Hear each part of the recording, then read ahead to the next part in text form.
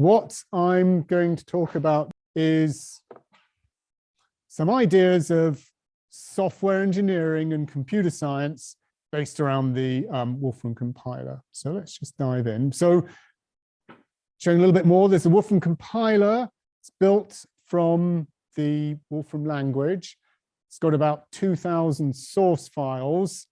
It uses, data structure, not the things in the data structure libraries, but things like data structures to represent some of the internal structures of the compiler. And I will be looking at some of those, if you don't mind, because I think they're interesting. And another nice feature of the compiler is it uses the compiler to compile the compiler. That's called bootstrapping the compiler. And it's a nice, powerful way of making sure we can compile Wolfram language and making the compiler faster. And we actually do that. It's quite interesting how we do that, because we compile it with an interpreted version of the compiler, and then we read to make something that is fully optimized, but it runs slowly, but generates optimized code. And then we recompile it a second time to make a fully optimized type of thing. So that's kind of interesting to me, at least. So let's look at testing system, testing of the compiler. It uses the Wolfram verification test mechanism. I would say it's one of the best tested parts of the Wolfram system. It lends itself nicely. So our test suite is currently around just under 250,000 tests that run nightly on a very wide variety of platforms, and it runs incredibly cleanly. And so here's like a little test output. Don't know if you can read all this, but out of 220,000 tests, there were 32 failures, and we're looking to track those down. Very often those are kind of like things that, like sometimes occasionally there are glitches. We try to write robust tests and things. So it's nice, very well tested. We also run a benchmarking system. So we have a set of standard operations, and we run twice daily timing tests on a machine that nobody else is allowed to touch, because this machine must run deterministically, and it can never break down or never be upgraded or anything, because we collect this data forever. And it's a nice system, actually. We use all nice cloud notebooks and data drop and things like that. And so I'll just show you, this is, we get that. So this is an output. So it makes this cloud notebook. And these are the current, some of the tests. These are tests of the execution of code. And you get a little summary there. And so these are the functions, you can sort of drill down and see things like this. Occasionally you get these glitches. There are glitches sometime. This is timing. This is not a real-time operating system. So of course, there's other things happening on the computer at the same time. And we want to look at this, what happened there? We see these glitches, and then if they start persisting, then we have to go in and figure out why. And then this is the thing that's really interesting. This is showing the timings going back to, sort of for, just the end of so we've got like almost 2 years of these timing tests. So this is quite a useful resource. Data is a powerful thing that people have collected since William the Conqueror wrote his Doomsday Book. He was collecting data on his new kingdom, and this is our timing tests. So this is quite useful. That's the runtime timings. So we occasionally we improve some of the operations, and we decide to accept the a timing glitch. And then we have compile time, again, showing speed ups or the operation of, so there is some potential slowdown here that we're currently investigating. But this is the thing that's nice. This is proving that over time, the compiler has got faster. So that's all, it's into tradition. It's got faster. This is quite a good resource, and we can look back and see how the system was running 2 years ago is actually quite useful. So, right, let's keep going. So now I want to talk a little bit about how the compiler works. So we have this pipeline of things. I'm probably not going to get through everything. So we generate this intermediate representation. it generates, and then we operate on this intermediate representation, and we use LLVM to generate executables. So let's have a look at this intermediate form. So it generates these things. So it's compiled a function, but it puts it in this thing called the program module. And we can see here, this is the code that it's produced. And this is the lowest, the original form of the intermediate code. So it knows what the type of the input is, but it doesn't know anything else. Now, this has an interesting form. It's called single static assignment. And so it's got these variables, and the code is broken up into these blocks of code that are called basic blocks. That's maybe, and this has some interesting properties. So each variable is only declared once. The code is arranged in blocks, and branches or loops are implemented as jumps between blocks. And each variable can only be used if every path to that use of that variable has defined it. So this thing here, each variable only declared once. If there's any lambda calculus people, this obviously Max is redolent of lambda calculus. And in fact, this SSA form is kind of isomorphic. It's a strange way of writing lambda functions, but you can write lambda functions like that. And the other thing about these jumps and blocks, and this is, again, if there's any graph theory experts, this is very redolent about dominators and control flow graphs and things like that. And the whole internals and things is very much thought in terms of graph theory. So, and this is, again, a nice, this shows, so I've got a program here. This is like some, you know, it's got like loops and branches. And so this is quite hard to see. And sometimes you want to see some different version of this. And so we have like a nice way of getting a control flow graph.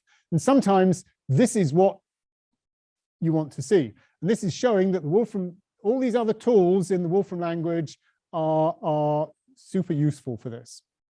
So how do we work on these, you know, to do type inference and things? We have these things called compiler passes. And the passes are designed to be very simple and mono, and you rerun them many times. And this is a philosophy that LLVM sort of prototyped. So let's have a little look at that. So we've generated this thing, and now I'm going to run a type inference pass, and this is added type annotations. So we know what this, you know, we still don't know what version of not it is, but we know that it's going to return a Boolean. And then we do this again. We run another pass that resolves function calls.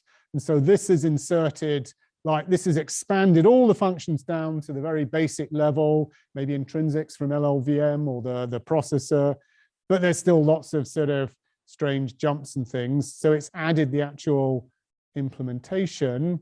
And then when we run the whole thing, it's now cleaned up the code and made various jumps and things. So that's all pretty nice. Let's keep going nice and fast.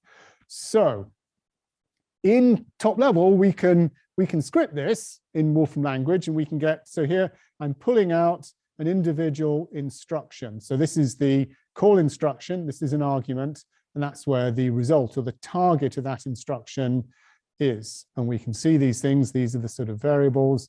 And this is the, my mouse is, this is the arguments. So I can work with this in interpreted Wolfram code, and it's quite useful to do that.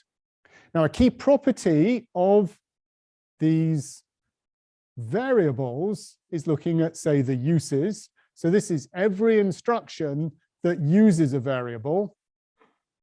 And this one here is the instruction that defined a variable. And these simple properties are very, very useful in transforming code. And they get used a lot. And there's passes that update and regenerate the usedef values. And since they get used a lot, they're compiled. They're one of the first things that we compiled. And that was a nice use of compiling the compiler. I'm going to generate, this is, now I'm adding a compiled component that's the compilation of the compiler. And once I've done that, I can start to compile functions. So here's something that I've compiled. It's still running. Hope this won't take too long. And this is taking a call instruction as an argument, and then I'm getting the target and the uses of that target. So I can execute that compiled function, and it returns a list of the return instructions. But in terms of types, it's called it's called the list expression, which is, it's really implemented as an expression, but it's given a type and a contents. And so that means it fits nicely with compiled code, but it's also very interoperable with the evaluated code. So that's kind of a nice. So I'm looking now at some more computer sciencey things, some of the optimizations that we do. So I'm going to talk now about, this is like nested functions.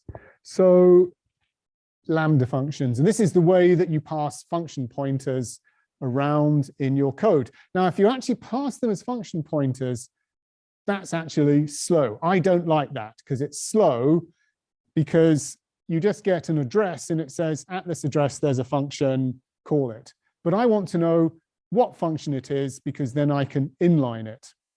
And these lambda functions are astonishingly useful. So sometimes people think, oh, I don't really use them very much, but they are useful. They're such powerful ways of encapsulating and abstracting code. Now, so here I've got something here. I've got a function, and then I'm calling it.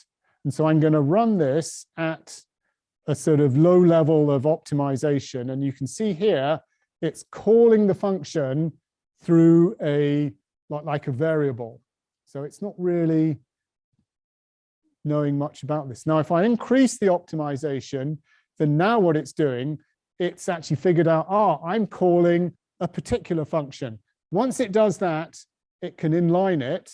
And then in fact, when you pass this to LLVM, it's like, it's like thrown everything away. It's like, oh, we'll evaporate this, we'll inline everything. There's just one thing left. And it's astonishing when you look at this underlying LLVM code. Sometimes what you see is massive, and sometimes what you see is tiny. It's super interesting. And this is, when you want to know a little bit about how much of the internals it's using, this is one way that we would use to look at this. So now I'm going to show, so I'm not going to sort of evaluate this, but I'm talking, this is another sort of researchy topic, trying to convert immutable operations to mutable to avoid data copying. So here I've got a function, passing it in a packed array. I'm putting that packed array into computing the sine of the packed array and then the cosine of that. So when we look at this code that we see here, we see that the output of the sine is being generated new, but it's only used in the cosine. And we can prove that from the use def chain. So that means we could rewrite that.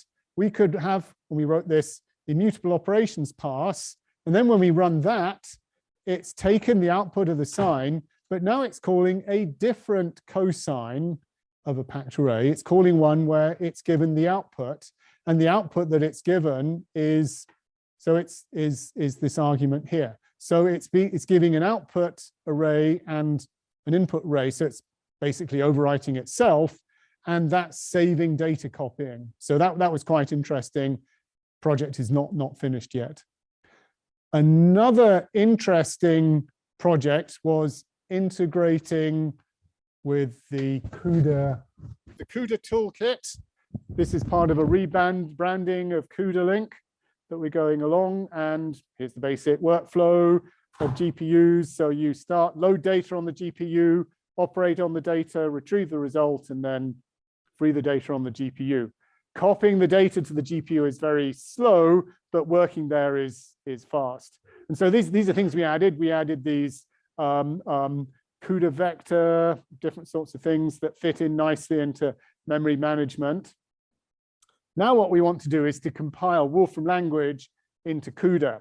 So here we've got a function, and it's got some rather strange CUDA intrinsics that are part of it. And so we have this thing compiled to CUDA kernel, and then we see here the CUDA code that's produced here, and then we can execute this and write some other compiled code. And then we can execute this function, downloads the data to the GPU, execute it there, and such like.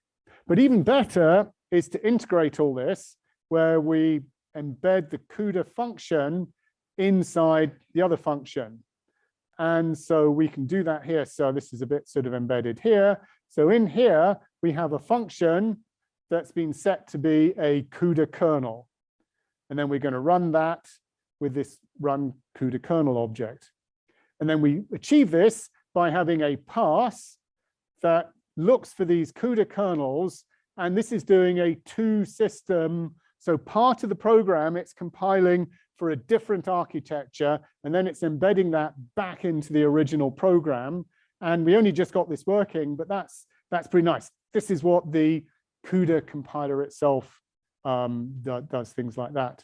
So when we do that, we had some nice things where, at least for vector-vector multiplication, we were able to achieve similar performance to NVIDIA's BLAS library.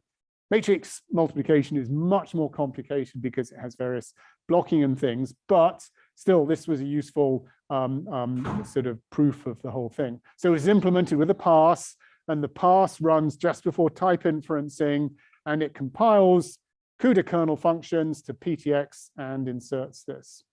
So the open architecture of the Wolfram compiler makes it easy to write these passes to modified code and learn about new techniques. So thank you very much.